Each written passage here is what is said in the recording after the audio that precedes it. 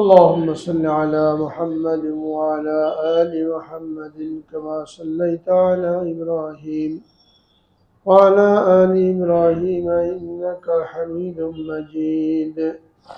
اللهم بارك على محمد وعلى آل محمد كما باركت على إبراهيم وعلى آل إبراهيم إنك حميد مجيد. الحمد لله نحمده ونستعينه ونستغفره ونؤمن به ونتوكل عليه ونعوذ بالله من شرور أنفسنا ومن سيئات أعمالنا. من يهده الله فلا مضل له ومن يضلله فلا هادي له، ونشهد أن لا إله إلا الله وحده لا شريك له، ونشهد أن سيدنا وسندنا ومولانا محمدا عبده ورسوله صلى الله تعالى عليه وعلى آله وصحبه وبارك وسلم تسليما كثيرا. أما بعد، قال الله تبارك وتعالى في كلامه المجيد: يا أيها الناس اتقوا ربكم واخشوا يوما لا يجزي والد عن ولده ولا مولود هو جاز عن والده شيئا، إن وعد الله حق فلا تغرنكم الحياة الدنيا ولا يغرنكم بالله الغرور. وقال رسول الله صلى الله عليه وسلم: إذا مات الإنسان انقطع عنه عمله إلا من صدقة جارية أو ولد صالح يدعو له أو من علم ينتفع به، أو كما قال عليه الصلاة والسلام. صدق الله العظيم وصدق رسوله النبي الكريم، ونحن على ذلك من الشاهدين والشاكرين. الحمد لله رب العالمين. अल्हम्दुलिल्लाह। मोहतरम हाज़रीन, बिरादरान इस्लाम, আল্লাহ রাব্বুল আলামিন যেহেতু আমাদেরকে দুনিয়াতে ক্ষণস্থায়ী জিন্দেগি দিয়ে প্রেরণ করেছেন, অল্প সময়ের জন্য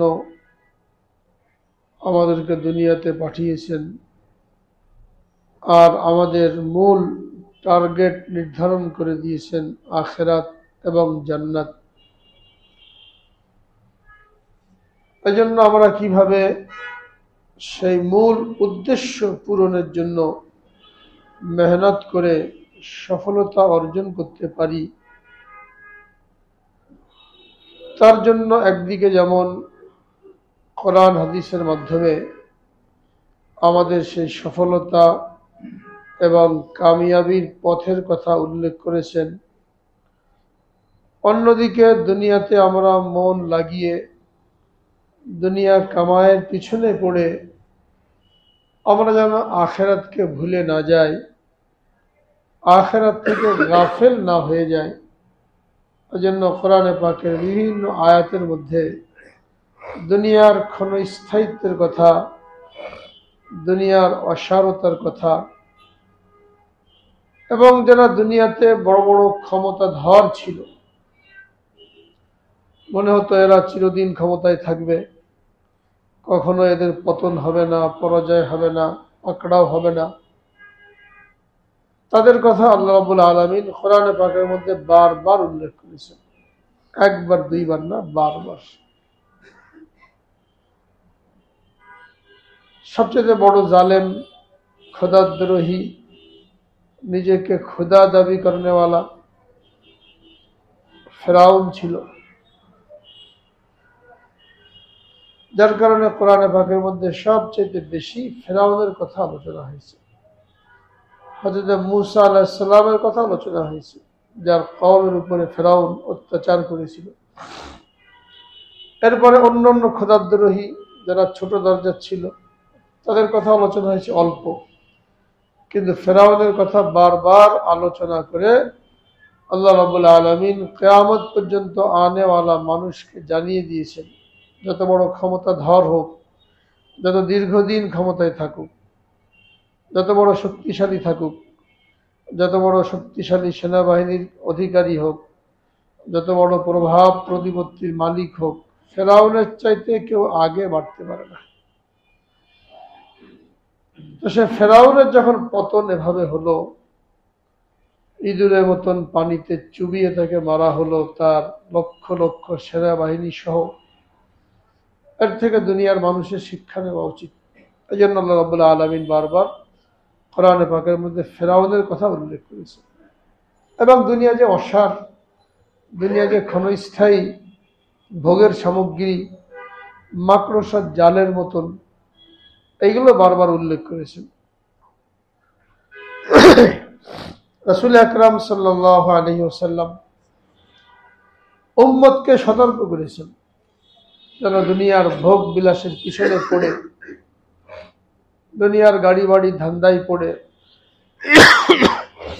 আখিরাতকে ভুলে না যায়, জুলুম অত্যাচারে নেমে না আসে, অন্যায় পথে পা না বাড়ায়।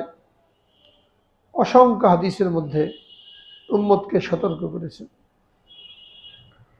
যে আয়াত আমি তেলাওয়াত করলাম, এই আয়াতের মধ্যে আল্লাহ রাব্বুল আলামিন শুধু মুমিন না, সমস্ত মানুষকে সম্বোধন করেছেন, কেননা সমস্ত মানুষই মৃত্যুকে বিশ্বাস করে। নাস্তিক হোক, মুরতাদ হোক, আখিরাতে অবিশ্বাসী হোক, কিন্তু মৃত্যু যে হবে নির্ধারিত সময়ের পরে কেউ থাকতে পারবে না, এটা সকলেই বিশ্বাস করে। এই জন্য আয়াতের মধ্যে শুধু মুমিনদেরকে না, সব শ্রেণীর মানুষকে সম্বোধন করে আল্লাহ রাব্বুল আলামিন বলেন, ইয়া আইয়ুহান নাসু তাকু রাব্বাকুম ওয়াখশাউ ইয়াওমান লা ইয়াজজি ওয়ালিদুন আও ওয়ালাদ। হে দুনিয়ার মানুষ, তোমরা তোমাদের সৃষ্টিকর্তাকে ভয় করো এবং ওই দিনকে ভয় করো যেদিন সবচেয়ে নিকটতম সম্পর্ক, পিতা পুত্রের সম্পর্ক, অন্য যত সম্পর্ক আছে সবই দূরের সম্পর্ক, পিতা পুত্রের সম্পর্ক সবচেয়ে নিকটের সম্পর্ক, এটাকে উল্লেখ করেছেন। ওয়াখশাউ ইয়াওমান লা ইয়াজজি ওয়ালিদুন আও ওয়ালাদিহি। ওই দিনকে ভয় করো যেদিন কোনো পিতা তার পুত্রের কাজে আসবে না, পুত্র পিতার কোনো কাজে আসবে না। সবচেয়ে নিকটতম সম্পর্ক যদি কাজে না আসে, তো অন্যদের সাথে দূরবর্তী সম্পর্ক এটা কি কাজে আসবে? একটার মধ্যে সব বুঝিয়ে দিয়েছেন। সবচেয়ে নৈকট্য প্রাপ্ত যারা, নৈকট্যশীল যারা, এরাই কারো কোনো কাজে আসবে না নিজের আমল ছাড়া। ওয়ালা মাউলুদুন ওয়া জাজিন আও ওয়ালিদিহি শাইআ ইন্না ওয়াদাল্লাহি হাক্কুন ফালা তাগুররান্নাকুমুল হায়াতুদ দুনিয়া। আল্লাহর ওয়াদা সত্য, যা কিছু আল্লাহ তাআলা বলেছেন সত্য, সন্দেহের কোনো অবকাশ নেই।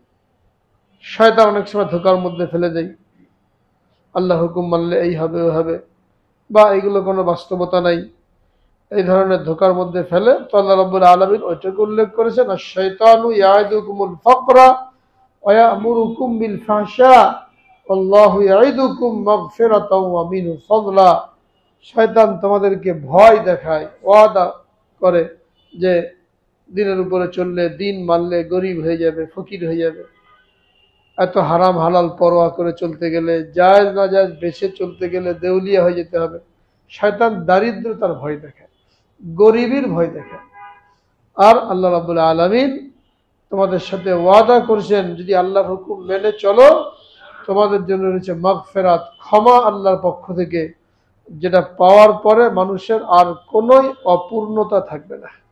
যে ক্ষমা পেয়ে গেল, মাগফিরাতের ঘোষণা পেয়ে গেল আল্লাহর পক্ষ থেকে, দুনিয়াতে সে যে শ্রেণীরই হোক না কেন, তাকে কেউ চিনুক আর না চিনুক, তার কোনো আশা পুরা হোক আর না হোক, আল্লাহর পক্ষ থেকে যে মাগফিরাতের ঘোষণা পেয়ে গেল সে সবচেয়ে কামিয়াব এবং সফল কাম। হাদিসের মধ্যে বলা হয়েছে অনেক লোক এমন আছে যারা দেখতে গরিব, মাথার চুল উস্কো খুস্কো, জামা কাপড় ছেঁড়া ফাটা, লোকে কোনো পাত্তাই দেয় না, লোকে কোনো দামই দেয় না, কথা বললে শুনতেই চায় না। কিন্তু ওই লোকটার আল্লাহর নিকট এত দাম, এত মূল্য, যে আল্লাহর নামে যদি কোনো কসম খেয়ে বসে এটা অবশ্যই হবে, যেটা হওয়ার না, কিন্তু তার মুখ দিয়ে জোশে এসে, জজবার মধ্যে এসে আল্লাহর নামের সাথে কসম হয়ে গেছে, এটা অবশ্যই হবে। তো ওটা যদি নাও হওয়ার থাকে, আল্লাহ পাক তার ইজ্জত রক্ষা করার জন্য, তার সম্মান রক্ষা করার জন্য ওইটাকে হওয়া ছাড়েন। দুনিয়ার লোক পাত্তা দেয় না, কথা শুনতে চায় না। একজন দুনিয়াদার মানুষ, বিলাসবহুল মানুষ, বিলাসী মানুষ, ক্ষমতাধর মানুষ, তার কাছে যদি কোনো ছেঁড়া ফাটা কাপড় চোপড় আল্লাহ, মাথার চুল উস্কো খুস্কো, গরিব, কিছু বলতে চায়, শুনবেও না, দূর দূর করে তাড়িয়ে দেবে। অথচ ওই লোকটার এরকম দাম আল্লাহ পাকের নিকট হতে পারে যে তার একটা কসম আল্লাহ রাব্বুল আলামিন পুরা করে দেবেন। এই জন্য কোনো মানুষকে শুধুমাত্র লেবাস পোশাক দেখে, দুনিয়াবী অবস্থা দেখে বিবেচনা করা, তুচ্ছ তাচ্ছিল্য করা, এটা নিষেধ। হতে পারে সে আল্লাহওয়ালা, আল্লাহর প্রিয়, আর যে ব্যক্তি তাকে তুচ্ছ তাচ্ছিল্য করলো সে আল্লাহর নিকট নিকৃষ্ট, ঘৃণিত। এটা বারবার কোরআন পাকের মধ্যে বুঝাতে চেয়েছেন রাসূল আকরাম সাল্লাল্লাহু আলাইহি ওয়াসাল্লাম, হাদিসের মাধ্যমে উম্মতকে সতর্ক করেছেন। তো যেহেতু আমাদেরকে অল্প সময়ের জন্য দুনিয়াতে পাঠানো হয়েছে, আমাদের টার্গেট নির্ধারণ করে দেওয়া হয়েছে, সকলের জন্যই জান্নাতের ওয়াদা করা হয়েছে, যেখানে আমাদের আদি পিতা হযরত আদম আলাইহিস সালামকে সৃষ্টি করার পরে রাখা হয়েছিল। ওইটাই টার্গেট দিয়ে আল্লাহ রাব্বুল আলামিন দুনিয়াতে পাঠিয়েছেন। তো যেন সহজে আমরা তার জন্য প্রস্তুতি নিতে পারি, বিশেষ করে উম্মতে মুহাম্মাদি, আখেরি নবীর উম্মত, যাদের বয়স কম কিন্তু প্রস্তুতি অনেক ব্যাপক, অনেক লম্বা। আল্লাহ রাব্বুল আলামিন মেহেরবানি করে এই উম্মতের হায়াতের মধ্যে, এই উম্মতের সময়ের মধ্যে, এই উম্মতের আমলের মধ্যে বরকত দান করেছেন। যে আগের যুগের উম্মত 1000 বছর হায়াত পেয়ে যে পরিমাণ ইবাদত বন্দেগী করতে পারে নাই, এই উম্মত 50-60 বছরের জিন্দেগিকে যদি হিসাব করে কাজে লাগায়, প্রতিটি মুহূর্তকে কাজে লাগায়, প্রতিটি পয়সার আয় ব্যয় ঠিক মতন রাখে হিসাব, তাহলে আগের যুগের উম্মত 1000 বছর হায়াত পেয়ে যে আমল করতে পারে নাই, মর্তবার যে স্তরে পৌঁছতে পারে নাই, শুধুমাত্র আখেরি নবীর উম্মত হওয়ার কারণে আল্লাহ রাব্বুল আলামিন এই উম্মতকে ফজিলত দান করেছেন যে তারা এই 50-60 বছরের জিন্দগিতে আমল করে আগের উম্মতকে ছাড়িয়ে যাবে।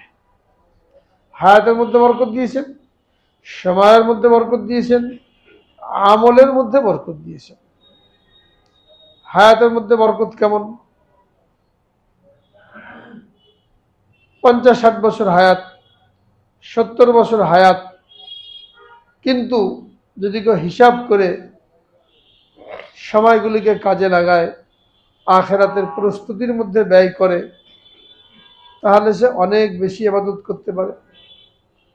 আবার আমলের মধ্যে বরকত দিয়েছেন, ছোট ছোট আমল করবে, অল্প আমল করবে, কিন্তু এই আমলের সওয়াবগুলি আল্লাহ রাব্বুল আলামিন বহু গুণে বাড়িয়ে দেবেন।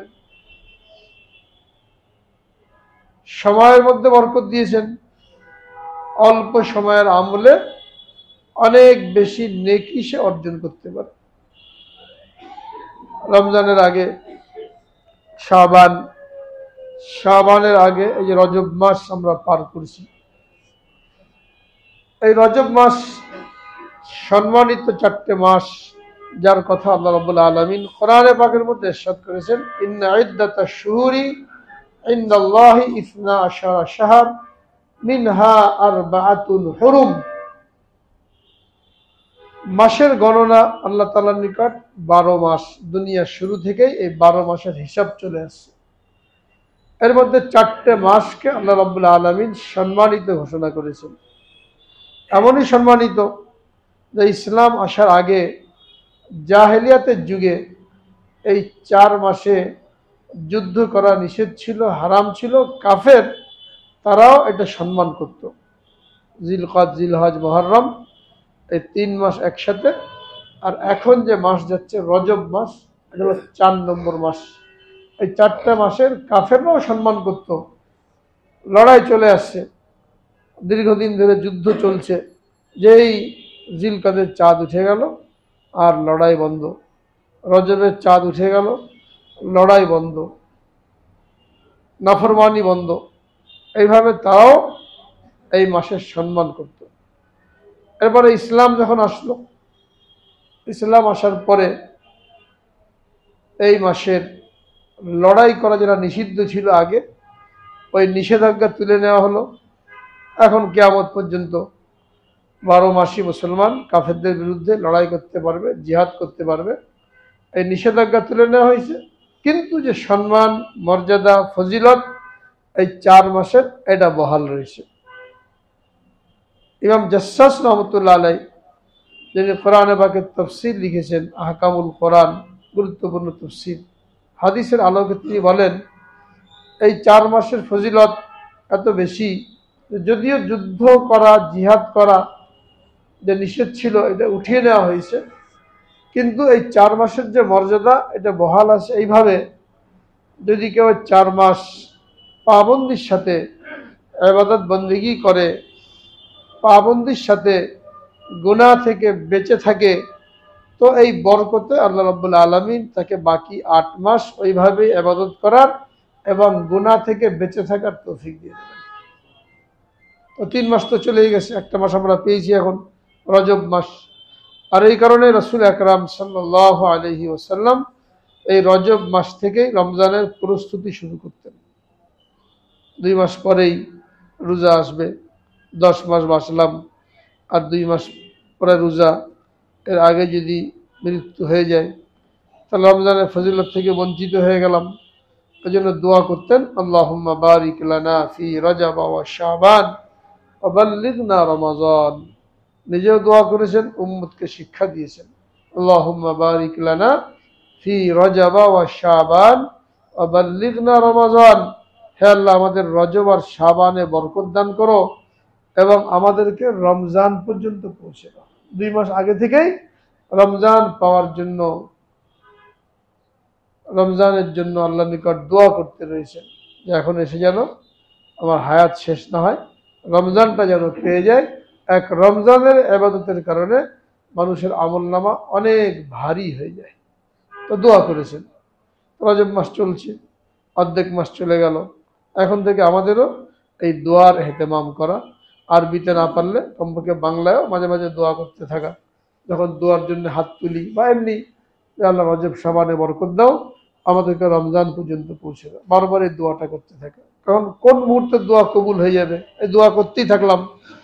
দোয়া কবুলের মুহূর্তে যদি এই দোয়াটা পতিত হয় আর ওই সময় যদি কবুল হয়ে যায়, তাহলে তো আল্লাহ পাক আমাদেরকে পৌঁছেই দিলেন, তৌফিক দিয়ে দিলেন। আল্লাহুম্মা বারিক লানা ফি রজব ওয়া শাবান ওয়া বাল্লিগনা রমাজান। আমাদের রজব আর শাবানে বরকত দাও এবং রমজান পর্যন্ত পৌঁছে দাও। এই দোয়াটা করতে থাকা, বেশি বেশি ইবাদত অন্য মাসের তুলনায় করতে থাকা, যেগুলো অন্য মাসে করতে পারি নাই। সর্বোপরি গুনাহ থেকে বেঁচে থাকা। যদি বলছেন যারা গুনাহ থেকে বেঁচে থাকবে, তো বাকি মাসগুলি আল্লাহ তাআলা গুনাহ থেকে বাঁচার তৌফিক দেবেন।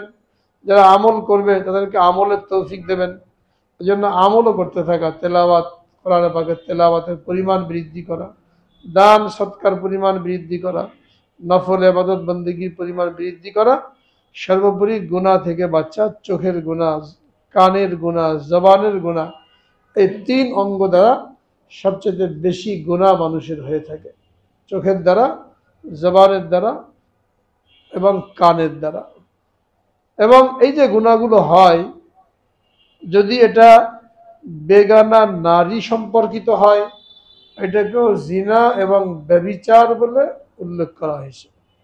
লোকে মনে করে যে জিনা মানে হলো, ব্যভিচার মানে হলো কোনো পর নারী কিংবা বেগানা মহিলার সাথে অপকর্মে লিপ্ত হওয়া নাজায়েজ ভাবে। শুধু এইটাই জিনা না, রাসূল আকরাম সাল্লাল্লাহু আলাইহি ওয়াসাল্লাম ইরশাদ করেন, আল আইনানি তাজনিয়ান ওয়া জিনাহুমা আন-নাজার ওয়াল উযনানি তাজনিয়ান ওয়া জিনাহুমা আস-সামউ।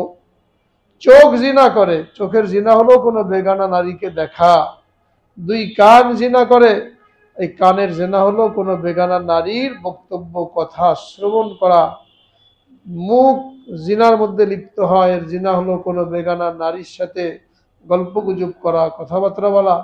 ওয়ালিয়াদানে তাজনিয়ান, দুই হাতও জিনা করে, এটা হলো এর দ্বারা কোনো বেগানা নারীকে স্পর্শ করা। আর রিজলানে তাজনিয়ান, দুই পাও জিনা করে, এর জিনা হলো কোনো বেগানা নারীর দিকে পা উঠানো, কদম উঠানো, দেখতে যাওয়া, গল্প করতে যাওয়া, তার বাড়িতে যাওয়া, অফিসে যাওয়া, এই যে কদম উঠানো হলো, এই কদম এবং কলব এটাও জিনা করে, কোনো বেগানা নারীকে নিয়ে হ্যাঁ হারাম চিন্তা করা হলো, কল্পনা করা হলো, নাজায়েজ চিন্তা করা হলো। শুধুমাত্র আসল কাজটা বাকি থাকে, কিন্তু 90 ভাগ হয়ে গেছে, 99 ভাগ হয়ে গেছে, একটা কাজ বাকি মাত্র। ওইটাকে লোকেরা খারাপ মনে করে, এগুলোকে খারাপ মনে করে না, যার কারণে সার্বক্ষণিক আমাদের চোখের গোনা হয়ে যাচ্ছে, কানের গোনা হয়ে যাচ্ছে, মুখের গোনা হয়ে যাচ্ছে। আর চোখের গোনা, কানের গোনা তো এতই ব্যাপক, মোবাইল খুললে গুনাহ আর গুনাহ, বেগানা নারী আর নারী। মোবাইল খুললাম, বেগানা নারীকে দেখলাম, বয়ান শুনলাম, ভাষণ শুনলাম, কথাবার্তা শুনলাম, গল্প গুজব শুনলাম, হয়েই যাচ্ছে, প্রত্যেকের দ্বারা হয়ে যাচ্ছে। যারা দিনদার মনে করে তাদের দ্বারা হয়ে যাচ্ছে, হয়তো ভালো নিয়েতে খুলছে, কিন্তু খোলার সাথে সাথে এখানে বেগানা নারী চলে আসছে, ইচ্ছায় অনিচ্ছায় এই যে দেখা হয়ে যাচ্ছে। তো গুনাহ থেকে বাঁচতে পারলাম না। আমাদেরকে গুনার মধ্যে লিপ্ত করার জন্য, গুনার মধ্যে লিপ্ত করে আল্লাহ থেকে দূরে সরানোর জন্য এই বড় গুনার হাতিয়ার, গুনার সামগ্রী আমাদের হাতে তুলে দেওয়া হয়েছে। একদিকে যেমন গুনাহ হচ্ছে এই মোবাইলের কারণে, আর একদিকে আমরা এই মোবাইলের কারণে অনেক বড় বরকত থেকেও বঞ্চিত হচ্ছি। কোরআন শরীফ দেখে দেখে পড়া, কোরআনকে ধরা, চুমা খাওয়া, বুকে লাগানো, এটা কত বড় ফজিলতের কাজ। কোরআনের সাথে যে কাপড়টা লাগে, ওই কাপড়টা কত দামি হয়ে যায়। কোরআনের মধ্যে যে গিলাফ লাগানো হয়, এই গিলাফ সম্পর্কে মশলা বয়ান করা হয়েছে। এটা মাঝে মাঝে ধুয়ে এই পানিটা ঘরের মধ্যে ছিটিয়ে দেবে, এতে ঘরের মধ্যে বরকত হবে। কোরআনের সাথে লাগার কারণে এই কাপড়টাও দামি হয়ে গেছে। এখন কোরআন শরীফ থাকে মসজিদ আলমারির মধ্যে, কোরআন শরীফ সাজানো, আমরা কোরআন শরীফ না খুললে মোবাইল নিয়ে পড়া শুরু করলাম। তো মোবাইল আর তো কোরআন একই জিনিস না। কোরআন ধরা থেকে বঞ্চিত হয়ে গেলাম, কোরআন ছোঁয়া থেকে বঞ্চিত হয়ে গেলাম। হ্যাঁ, যেখানে কোরআন নাই, ইমার্জেন্সি, সেখানে পড়া ঠিক আছে, কিন্তু মসজিদে আসলাম, কোরআন শরীফ সাজানো আলমারির মধ্যে, কোরআন থেকে বঞ্চিত। মুসলমানকে কোরআন থেকে দূরে রাখার জন্য একটা জিনিস দিয়ে দেওয়া হয়েছে। এই জন্য এটাও চিন্তা করা দরকার। সহজের জন্য মোবাইল ফেলে পড়া শুরু করলাম, যেখানে নাই কোরআন শরীফ সেখানে ঠিক আছে, কিন্তু যেখানে আমার হাতের কাছেই কোরআন, কোরআনকে হাতে নেন, কোরআনের পৃষ্ঠা উল্টান, কোরআনে চুমা খান, কোরআনকে বুকের সাথে লাগান, এর যে ফজিলত ওটা মোবাইলের মধ্যে পড়লে পাওয়া যাবে না। পড়া হয়ে যাবে, কিন্তু এই কোরআন ধরা, কোরআনকে বুকে লাগানো, এটা কিন্তু পাওয়া যাবে না। এখানে আমরা এর থেকে দূরে সরে গেছি এই মোবাইলের কারণে। তো অনেক বড় গুনার মধ্যে আমাদেরকে লিপ্ত করে দেওয়া হয়েছে।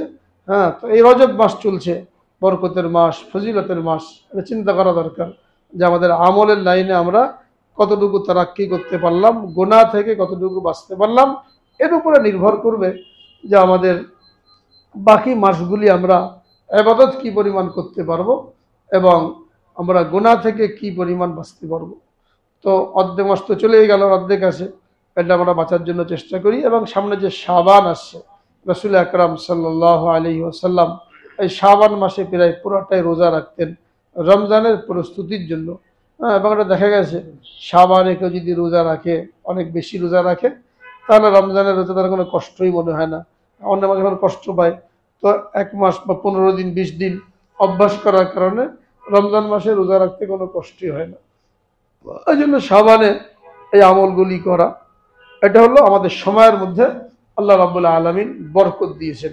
যে রজবে আমরা আমল করব, শাবানে আমল করব, রমজানে আমল করব। তো হায়াত আমাদের কম, কিন্তু এই সময়ের মধ্যে বরকত হওয়ার কারণে এত বেশি আমল করতে পারবো যে আগের যুগের উম্মত 1000 বছর হায়াত পেয়েও যে পরিমাণ আমল করতে পারে নাই এর চাইতে বেশি আমাদের হয়ে যাবে। এরপরে বিভিন্ন আমলের মধ্যে আল্লাহ রাব্বুল আলামিন বরকত দিয়েছেন। জামাতের সাথে নামাজ পড়া অত্যন্ত গুরুত্বপূর্ণ। জামাতের সাথে নামাজ পড়লে 27 গুণ সওয়াব বেশি পাওয়া যায়, আর জামে মসজিদে পড়লে আরও 500 গুণ বেশি সওয়াব পাওয়া যায়। আরও ফায়দা হলো, যখন কেউ ঘর থেকে অজু করে মসজিদে আসে জামাতের সাথে নামাজ পড়ার জন্য, অনেকগুলি হাদিস দ্বারা প্রমাণিত। একটা হাদিসের মধ্যে বলা হয়েছে যে ঘর থেকে অজু করে ফরজ নামাজ পড়ার জন্য মসজিদে আসলো, সে কেমন যেন এহরাম বেঁধে হজ করতে রওনা হলো। এহরাম বেঁধে হজ করতে যে রওনা হলো, তার যে ফজিলত, এই ব্যক্তি ঘর থেকে অজু করে মসজিদের জামাতের সাথে ফরজ নামাজ পড়ার জন্য আসছে, তার ওই ফজিলত। আর যে ঘর থেকে অজু করে মসজিদে আসলো, যে মসজিদে যাই, বাইরে বসে থেকে কি করব, চায়ের দোকানে বসে কি করবো, 2-4 রাকাত নামাজ পড়ি, নফল নামাজ পড়ার জন্য মসজিদে আসলো, সে কেমন যেন এহরাম বেঁধে ওমরা করার জন্য রওনা হলো। এটা মুসনাদে আহমদের মধ্যে বলা হয়েছে। আর এমনি নাসাই শরীফ, মুসলিম শরীফ, বুখারী শরীফের মধ্যে আছে। এখানে বলা হয়েছে যে ব্যক্তি অজু করে ঘর থেকে নামাজ পড়ার জন্য মসজিদে রওনা হলো, তার প্রত্যেক কদমে একটা করে নেকি লেখা হলো, একটা করে গুনাহ মাফ হলো, আর একটা করে দরজা মর্তবা আল্লাহ পাকের নিকট বৃদ্ধি পেল। এখন ঘরে কেউ যদি নামাজ পড়ে, দোকানে পড়লো, অফিসে পড়লো, জামাত করে, তো জামাতের সওয়াব তো পেয়ে গেল, কিন্তু মসজিদে হেঁটে আসলে প্রত্যেক কদমে যে নেকি পাওয়া যেত, ওটা হবে। এই জন্য ইমার্জেন্সি কোনো কারণে জামাত ছুটিয়ে গেছে, পড়লাম, দোকানে পড়লাম, অফিসে পড়ে নিলাম, কিন্তু অনেকে বেরোতেই চায় না, যেখানে খাই, হ্যাঁ, যেখানে থাকে ওইখানে নামাজটা পড়ে নেই, আর নিজেকে সান্ত্বনা দেই, আমি তো জামাতের সাথে নামাজ পড়লাম। তো দুনিয়ার 2 টাকা লাভের জন্য বা 2 টাকা বাঁচানোর জন্য, বা একটা জিনিস এখানে দাম বেশি, ওখানে একটু দাম কম, ফার্মগেট চলে যায়, গুলিস্তান চলে যায়, কত সময় ব্যয় করি, কত ভাড়া ব্যয় করি 5 টাকা বাঁচানোর জন্য। আর ঘর থেকে রওনা হয়ে, অফিস থেকে রওনা হয়ে মসজিদে এসে নামাজ পড়বো জামে মসজিদে, 27 গুণের সাথে আরও 500 গুণ বেশি, প্রত্যেক কদমে গুনাহ মাফ হবে, প্রত্যেক কদমে নেকি লেখা হবে, প্রত্যেক কদমের দরজা বুলন্দ হবে। এই লাভটা আমরা বুঝতে চাই না, খামাখা বিতর্ক জুড়ে দিই। এখানে নামাজ পড়লে হবে না, জামাতেই তো পড়লাম, হবে তো, একা পড়লে হয়ে যাবে, ঘরের মধ্যে জামাতের সাথে পড়লে হবে, দিদির সাথে জামাত করলে হবে, হ্যাঁ।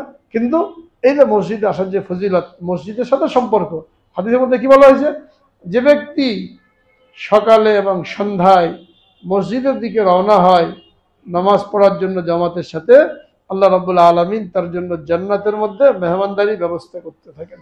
কুল্লামা গাদা আও রাহা আদাল্লাহু লাহু নুজুলান ফিল জান্নাহ। যে ব্যক্তি সকালে, সন্ধ্যায়, মানে রাতে যখন ঘর থেকে বের হয়ে মসজিদে যাওয়াটা কষ্টকর, এই সময় যে ব্যক্তি মসজিদে রওনা হবে, তার জন্য জান্নাতের মধ্যে মেহমানদারি ব্যবস্থা হচ্ছে। যেমন বিয়ে বাড়িতে 2-3 মাস আগে থেকেই ব্যবস্থা চলতে থাকে, ওরকম জান্নাতের মধ্যে এই মুসল্লিদের জন্য মেহমানদারি ব্যবস্থা হচ্ছে। এটা ঘরে পড়লে পাওয়া যাবে, জামাতের সবটা পাওয়া যাবে, কিন্তু কতগুলো ফজিলত, হেঁটে আসার ফজিলত, এরপরে জান্নাতের মধ্যে তার জন্য মেহমানদারি তৈরি হওয়া, এবং সালাম কালাম, জামাতের যে ফজিলত, মসজিদে আসলে পরস্পরে দেখা সাক্ষাৎ হবে, একে অন্যের অবস্থা জানতে পারবে, অভাবী মানুষের অভাব সম্পর্কে জানবে, অসুস্থ লোকের অসুস্থতা জানবে, তার খোঁজখবর নেবে। এই যে একটা সামাজিকতা, একটা মুআশারাত, এটা মসজিদে এসে জামাতের সাথে নামাজ পড়ানোর কারণেই হয়, অন্যভাবে এটা পাওয়া সম্ভব না। এই জন্য অলসতা না করে, গড়িমসি না করে জামাতে নামাজ পড়ার জন্য চেষ্টা করা। এবং এটা এমন না যে 5 মিনিট আগে এসে বা 3 মিনিট আগে এসে জামাতে শরীক হলাম, বরং যখনই আজান হয়ে গেল তখনই সমস্ত কাজ কাম ফেলে মসজিদে চলে, এটা মনে না করা এখন আধা ঘন্টা বাকি, এত আগে যেয়ে কি হবে, আর একটু বসি, দোকানে বসে থাকলাম, হোটেলে বসে থাকলাম, কি মনে করি এখন আধা ঘন্টা বাকি, কেবলই তো আজান হলো, এটাও শয়তানের ধোঁকা। আরে মসজিদে চলে আসলেন, এসে নামাজের জন্য বসে থাকলেন, নামাজ পড়তে ভালো লাগছে না, আধা ঘন্টা পরেই নামাজ দাঁড়াবে, আপনি আসছেন নামাজের জন্য, এই যে মসজিদে এসে নামাজের জন্য বসে থাকলেন, যতক্ষণ নামাজের অপেক্ষা করবে তার আমল নামায় নামাজের নেকি লেখা হবে। তো ঘরে বসে থাকলে হবে, এটা চায়ের দোকানে বসে থাকলে হবে, শয়তান এখানে ধোঁকা দেয়, হ্যাঁ, যে আরো সময় আছে। এরপরে আরো একটা খারাপই কি হয়, অনেক লোকে ঘড়ি দেখতেই থাকে, 5 মিনিট আগে আসে, 10 মিনিট আগে আসে, এসে তাড়াতাড়ি ইস্তেঞ্জা করে, পেশাব করে, এরপরে অজু করে, এসে নামাজে দাঁড়ায়। এই যে পেশাব করলো, তাড়াতাড়ি ধুয়ে চলে আসলো, যদি ঢিলাকুলুক ব্যবহার না করে, হাঁটাহাঁটি না করে, তো আমাদের শারীরিক দুর্বলতার কারণে এবং পুরুষের যে মূত্রনালী, এইগুলোর মধ্যে একটু পেচিদাগি থাকার কারণে একবারেই পেশাবটা ক্লিয়ার হয় না, একটু হাঁটাহাঁটি করলে তখন ক্লিয়ার হয়। এটা যে কেউ পরীক্ষা করতে পারেন। পেশাব করার পরে একটা লাল টিস্যু পেপার নিয়ে যদি হাঁটাহাঁটি করে দেখবেন 2-1 ফোঁটা বের হয়েছে। এখন কেউ যদি ব্যবহার না করে, আসলো 5 মিনিট আগে, তাড়াতাড়ি পেশাব করে ধুয়ে অজু করতে বসলো, এই যে 2 ফোঁটা পেশাব তার অবশ্যই বের হবে। যখন অজু করতে বসলো, এটা বের হলো, শরীরে লাগলো, শরীর নাপাক, কাপড়ে লাগলো, কাপড় নাপাক। অথচ নামাজের জন্য শরীর পাক, জায়গা পাক, কাপড় পাক, এগুলো জরুরি। 1 ফোঁটা পেশাবের দ্বারাও নাপাক হয়ে যায়। আর যদি অজুর মাঝখানে এটা বের হয়, তাহলে অজু হলো না। চেহারা ধোয়ার পরে 1 ফোঁটা পেশাব বের হলো, অজু হবে? এখন নামাজ পড়লো বিনা অজুতে, নিজেকে মুসল্লি মনে করেছে, পাক্কা নামাজই মনে করেছে, নামাজ পড়ি, কিন্তু নামাজ পড়লাম সারা জীবন বিনা অজুতে।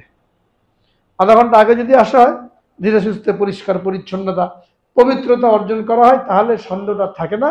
এই জন্য আজানের সাথে সাথে মসজিদে চলে আসে। সাহাবায়ে কেরামের সিফাত আল্লাহ রাব্বুল আলামিন কোরআনে পাকের মধ্যে বয়ান করেছেন, রিজালুল্লাহ তুলহিহিম তিজারাতুন ওয়ালা বাইউন আন যিকরিল্লাহ। তারা তো এমন মানুষ যে বেচা কিনা, ব্যবসা বাণিজ্য, তাদেরকে আল্লাহর জিকির থেকে গাফেল করে না। সাহাবায়ে কেরাম আজানের আওয়াজ শোনার সাথে সাথেই যে যে অবস্থায় আছে, পাল্লা তুলেছেন, মাপবেন, মেপে ঢেলে দেবেন গ্রাহকের থলের মধ্যে, আজান হয়ে গেছে, ফেলে দিয়েছেন।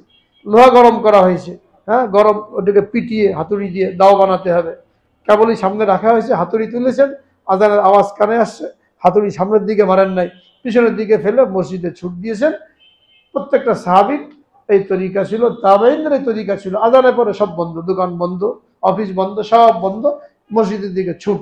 হ্যাঁ, মাত্র 15 মিনিট 20 মিনিট সময় থাকে, এসে নামাজ পড়ে এরপরে আবার দুনিয়াবি কাজ। কিন্তু আমরা ওই ঘড়ির কারণে বসেই থাকি।